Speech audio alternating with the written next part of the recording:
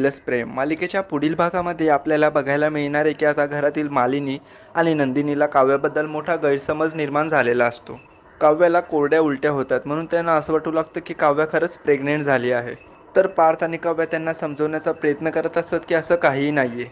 तर मालिनी त्यावेळेस काव्याला काहीच बोलू देत नाही, त्यामुळे सत्य अजूनही कोणाला माहितीच नाहीये. तर इकडे पार्थ विचारातच पडतो की काव्या अजून माझ्या प्रेमात पडल्या नाहीयेत आणि यांची प्रेग्नन्सीचं हे कुठलं नवीन नाटक सुरू झालंय. तर दुसरीकडे रम्याला तर माहिती असतं की हे शक्यच नाहीये, त्यामुळे ती सुद्धा सगळ्यांना सांगण्याचा प्रयत्न करते. पण मात्र वसुंधरा आता तिला अडवते. वसुंधरा म्हणते की हे सगळं नाटक सुरू राहू दे, आपण त्यातच बॉम्ब फोडायचा. तर इकडे नंदिनी आणि मालिनीने मिळून काव्याच्या जोरोटीचा कार्यक्रम सुद्धा ठरवलेला असतो.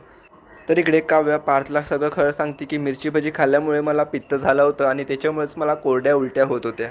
तर पार्थ म्हणतो की आपल्याला आई आणि नंदिनीला सगळं खरं सांगावंच लागेल. पण मात्र खोट्या प्रेग्नन्सीचं सत्य समोर येण्या अगोदरच काव्याचा भूतकाळ रम्या सगळ्यांसमोर घेऊन येणार आहे.